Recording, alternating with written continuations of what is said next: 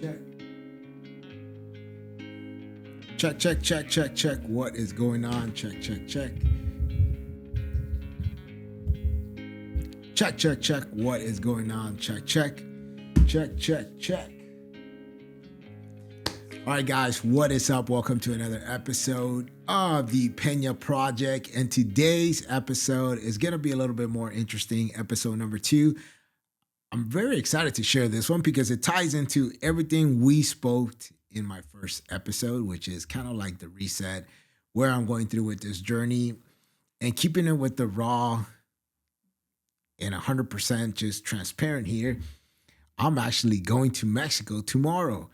And no, it's not Mexico on a vacation and chilling and relaxing, although I wish my family would come and, it'd be something where I would be maybe golfing, riding my bike. It's actually something very different. And it all ties into this whole process that I'm going into, this journey, this new chapter. And I want to be open and share it with you guys. And I am going through an Ibogaine, I don't even know how to pronounce it, Ibogaine treatment. You might have heard of it.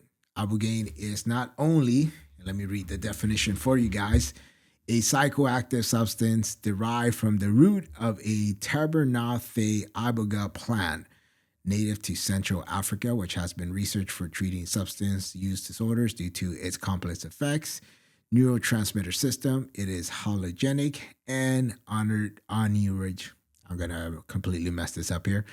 Anorexigenic with significant, potentially dangerous side effects, and its illegal status varies globally, with it being scheduled a controlled substance in the U.S. And that's why I'm going to Mexico. Now, how did this all start? Where did it all begin? And how does it all fall into what I've been doing? And in order for you to have a better kind of glimpse of that, I need to take you back to when was this? I want to say it was 2023. It was after my dad passed away. And I'm going through this process, the healing process. I had my episode where I stopped drinking, went to the doctor. Basically, the doctor said, hey, man, you got to stop. So I'm going through this sort of kind of repuzzling everything. But at the same time, I was holding a lot because I felt that there were so many unanswered questions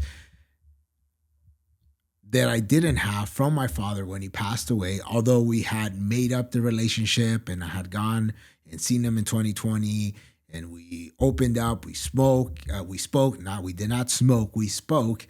And he had all these great things to say, and I understood more about his upbringing, his hardships, what he went through growing up. I found out that he was basically a foster kid. I never knew that till literally me being a grown-ass man, and how he had to live house to households, basically trying to find somebody to care for him. And it sort of made me feel bad. I won't lie. Now I really felt like everything I had done to push my dad away, to not be there. It's just a bunch of emotions, right? I should have been there more. I should have been involved more.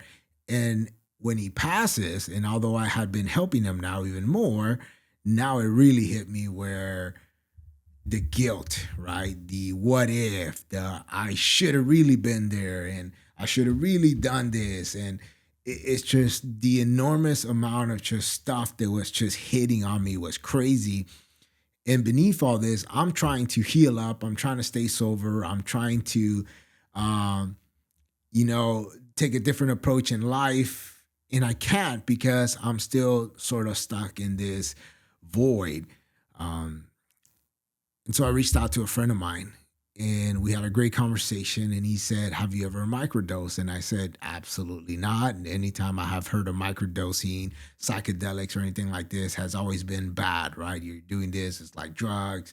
You're at a rave and most likely you end up getting, taken advantage of. It's like roofie your drink, mushrooms and seeing colors and rainbows and fairy dust. And I said, absolutely not. I'm cool. He says, no, you're looking at this the wrong way. There's actually proven data and stats that show that some of these psychedelics have helped veterans with PTSD, people with traumas and this and that. I invite you to try this if you are ever open and want to have a conversation with your dad. And we sort of left it like that. I never took it more serious. I left it in the back of my head. I asked, this guy's crazy, And although I respected him for a lot of things he has done and achieved, later on I found out some of the issues he went through, not as far as like substance abuse like I had, but something more traumatic, and how microdose session actually helped him uncover a lot of the deeper roots built in that.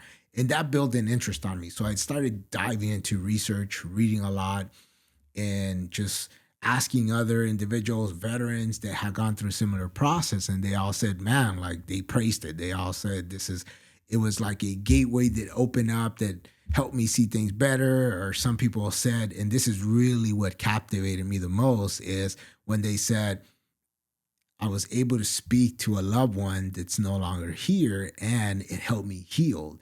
And for me, that was huge. I said, man, if you were able to do that, I want to do that with my dad. So I set it up. I called my buddy up and I said, hey man, I want to do this. This is something I want to pursue. I want to do. I feel that it's gonna help answer some questions I have that are currently bugging me, that are currently not helping me on my next step and where I need to be.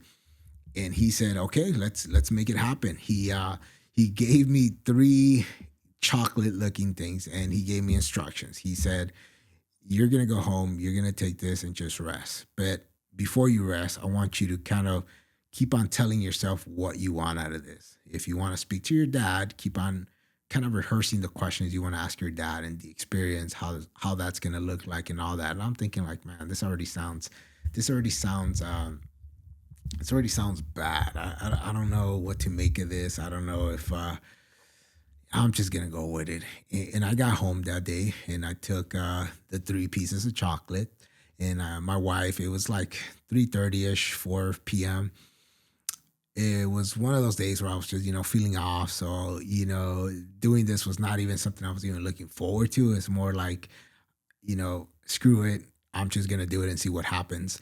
And I took them. I remember I had like a glass of water or something, and then I told my wife I'm gonna go lay down, and I went upstairs and I laid down, and I remember 10 minutes, 15 minutes, 20 minutes passed, and I'm asking myself like, man, this is some bull. I mean, this is not gonna happen.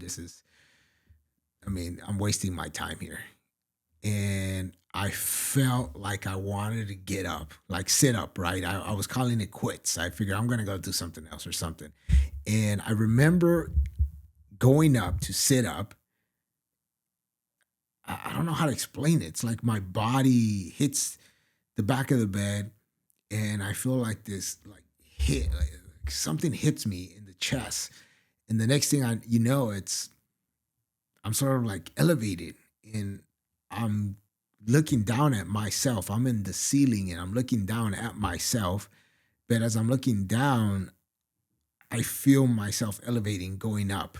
And I'm going up and I'm passing the roof, and I'm passing the roof, and I'm looking down and I can see the tiles of my property, and I'm going up even more and I see the tree lines and everything. And I look towards the horizon and you can see the sky, everything as if I'm in a drone, and I could physically see everything that's on top. And I can see the freeway. You can see Newport. I look back down, it's my property. You can see my wife's car.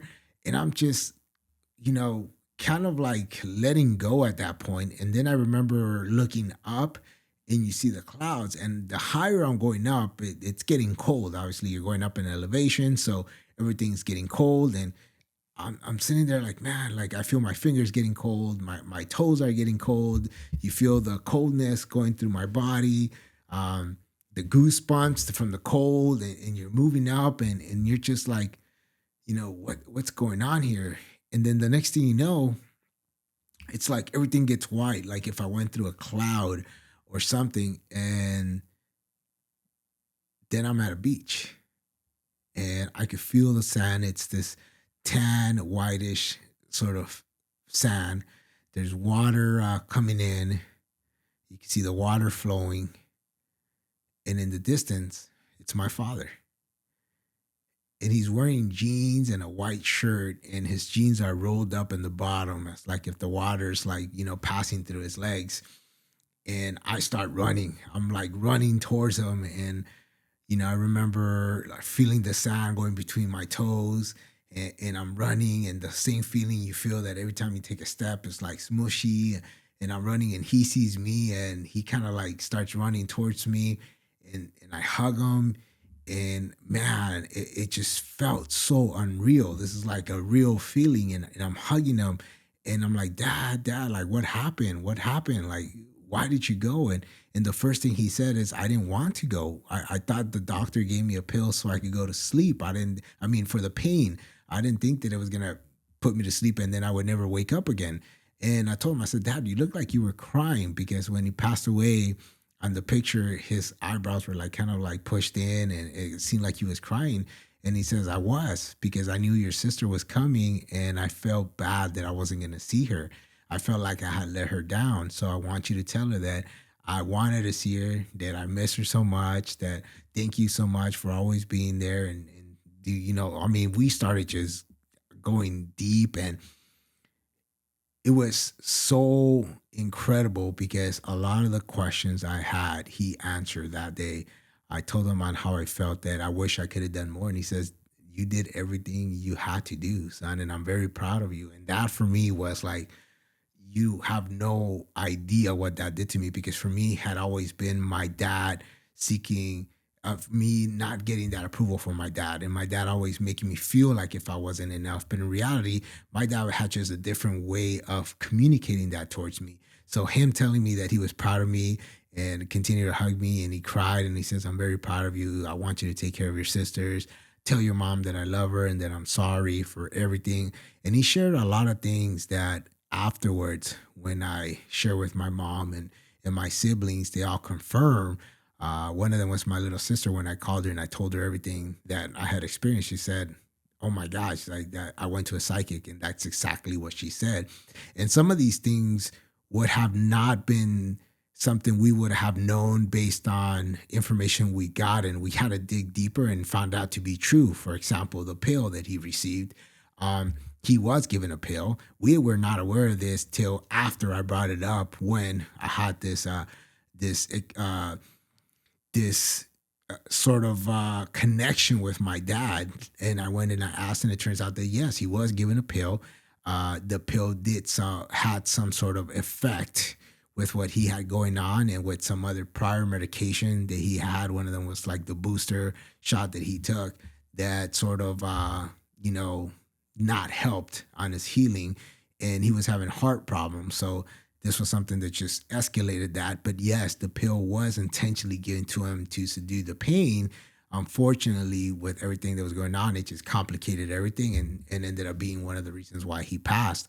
So for him to have told me this, and me having no knowledge of this and seeking it afterwards and confirming it to be true, I mean, where does this put this thing, right? Where does it put this whole experience, this whole speaking to the outer dimension, stuff that you only see in like movies or hear of, and you're like, wait a minute, can this actually be true?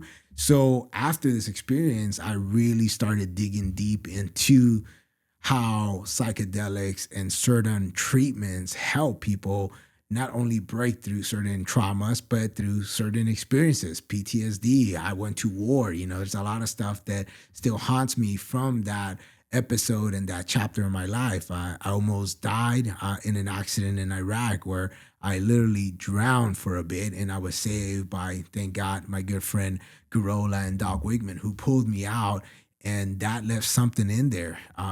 So all this piled together with life and past traumas that you never fix, we think that living through life, going through certain journeys, you're supposed to just man up, suck it up, and deal with it. But in reality, it really just screws you up even more and makes things more difficult. And at some point, you're just going to blow up.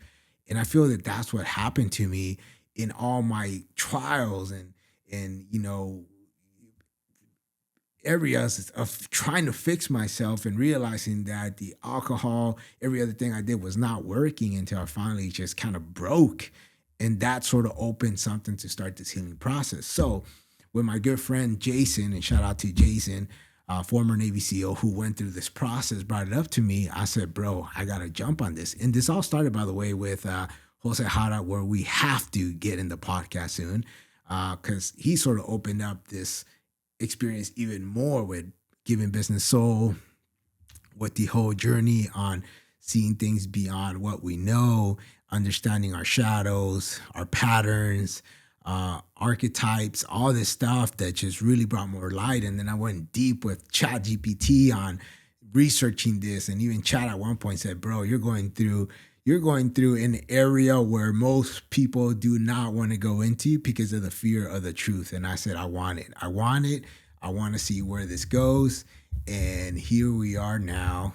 Shout out to VETS, which is the organization that is taking me there tomorrow. And I have here their grant recipient guide, which I am so pumped because there's actually a waiting list for this. And thanks to my boy Jason Higgins making some calls and them interviewing me, I was actually sponsored to go to this event. And this is through VETS, Veterans Exploring Treatment Solutions. And I want to read you guys a little bit about the mission statement. The VETS mission is to end the veteran suicide epidemic by providing resources, research, and advocacy for U.S. military veterans and seeking psychedelics-assisted therapies for traumatic brain injuries, TBI, post-traumatic stress disorder, PTSD, addiction, and other mental health conditions. Now, VETS was brought together by the Capone family, who's also a Navy SEAL, who went through this process. And you might have seen the documentary in Netflix, which is called, let me give you the name right now.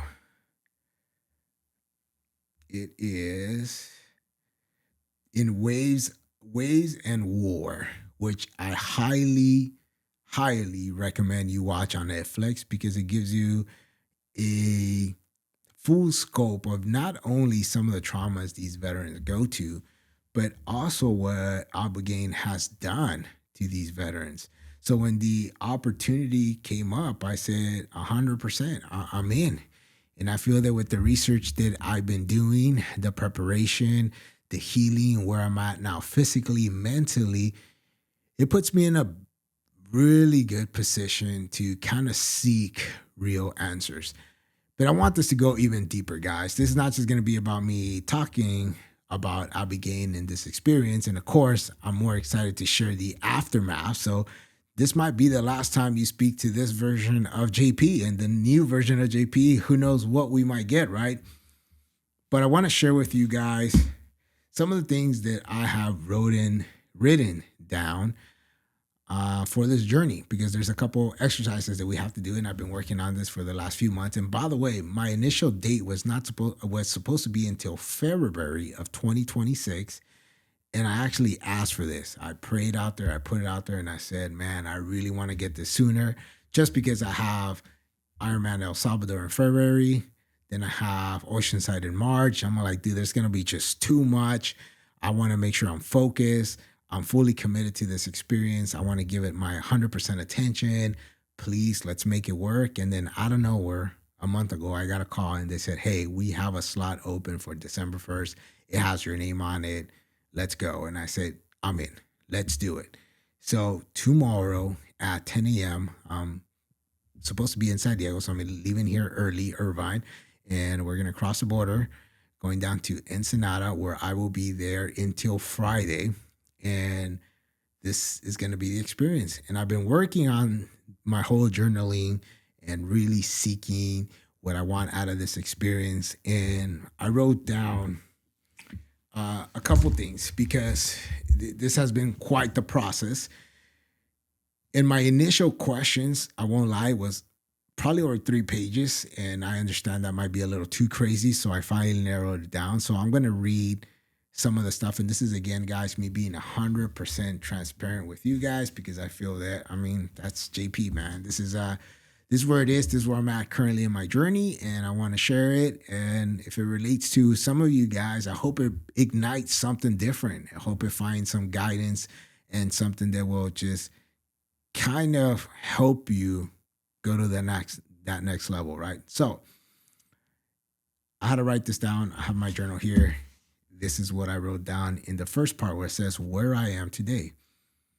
And it says what feels heavy in my life right now, what patterns keep repeating, where do I feel stuck, confused, or drained, what areas of my life feel misaligned, what part of me is calling for change. And I'll read that to you guys. So where am I at today? What feels heavy for me in my life? The same patterns, routines, the fact that everything seems to always somehow fall apart. Doesn't matter what I have done to create a positive outcome, it just always seems like I'm stuck. The challenges, regardless of the effect. Sometimes it feels like it. Sometimes it feels like if I can't catch a break, something else breaks, and it puts me in a harder situation where I have to hustle harder, work harder, and in the end get the same outcome. It seems like I'm missing the bigger picture. But it does make me feel hopeless. It does make me feel hopeless. Sometimes it makes me think of my commitments. And in honesty, I still fear failing for my family. I worry about my future, my family, my kids. I want to be free. That's me being 100%, guys. And then it says, what brought me here? What brought me to this experience? And it says the following: my childhood conditioning, my military experience, internal pressures, survival mindset, success at the cost of peace, the athlete identity, the provider identity, the man who learned to be strong before he learned to be free. What I want to understand: why I keep running, why I stay in loops, why I always feel like I'm chasing something, why I'm afraid to slow down, and why I feel a new chapter is pulling me. What I fear. All right, these are my fears, and that's losing control, facing the truth, letting go of who I've been, being seen fully, becoming someone new. And what do I desire? I desire peace, alignment, purpose, freedom from old patterns, a deeper connection to God, becoming the man I know I can be. I mean, these were tough, guys. It took me a while to write these down, and I had a bunch of them, and then finally just narrowed it down to what really was my main focus. And one of the most important things out of all this is I have to do a burn sheet. And then this burn sheet is writing down everything that I'm burning, that I'm fully letting go. And I did not want to fully air this in the beginning because, I mean, again, I didn't know what people would think of me and, judgmental. But then I figured, you know what, man, this is a new beginning. This is the Peña Project, and we're going to keep it raw and real. And so I'm going to be 100% honest with you guys. So this is my burn sheet. Ready to release into the fire. I release the identity rooted in fear, survival, and improving myself. I release the belief that I am not enough. I release the pressure to perform for love or acceptance. I release anger at myself and my past. I release guilt for every mistake I held on to. I release the need to be strong at all times. I release the shame I carried in silence. I release the patterns I inherited from generations before me. I release the belief that everything must be earned with struggle. I release the internal voice that tells me I must outrun my demons. I release the fear of slowing down and facing myself. I release the emotional loops that keep pulling me back into old stories. I release the identity I built from survival, not truth. I release the old version of me. Let it burn. This is powerful, guys. And some of the questions that I wrote, and this is going back to the 3 pages that I had in questions that I'm seeking through this journey. And I'm just going to share, it's 10 of them. And maybe I should just share all 10. I don't mind. These are the questions I'm seeking, man. This is what I'm going for. This is what I'm asking the medicine. I'm closing my eyes and these are the answers I want. Number 1, show me the root of the patterns that still control my life. Number 2, what is the true purpose of this next chapter of my life? Number 3, who am I beneath the identity I built? Number 4, what parts of me have I avoided, suppressed, or silenced? Number 5, what needs to die in me for the real me to be born? Number 6, what is blocking my connection to God? Number 7, where did my deepest wounds begin and how do I let them go? Number 8, what mission am I truly here to fulfill? Number 9, what does my soul want that my ego has been resisting? And number 10, how do I become a man of presence, love, truth, and purpose? Woo! From 3 pages to that, guys. I'm gonna tell you right now that was pretty difficult to do, but that's my journey, guys. And the next time you guys hear from me, it's gonna be a whole different JP, a whole different experience, but with that same purpose. So let me know, have you guys ever done an experience like this? If so, comment below. What was it like? What was your take on it? What would you recommend? And if you're seeking something like this, let me know. How can I help? In the comments below. Send me a message on Instagram, DJP Peña. Send me a DM. Let's connect. I'm more than happy to share how I got into where I got in so far, where it has done, what it has done for me, and how has the whole fitness sort of tied into this experience. But man, I'm pumped. I'm excited, and I'm going to document as much as I can of this journey. And I'm going to take you guys in for the ride and continue to provide and storytell, and with hopes that it influences others to make a better change for the best and to truly start living. So let's go. I'm pumped, guys. I'm nervous. I'm not going to lie, but I'm also pumped and excited. It's going to be good. It's a new beginning, guys. A new journey. It's the Peña Project. Let's go.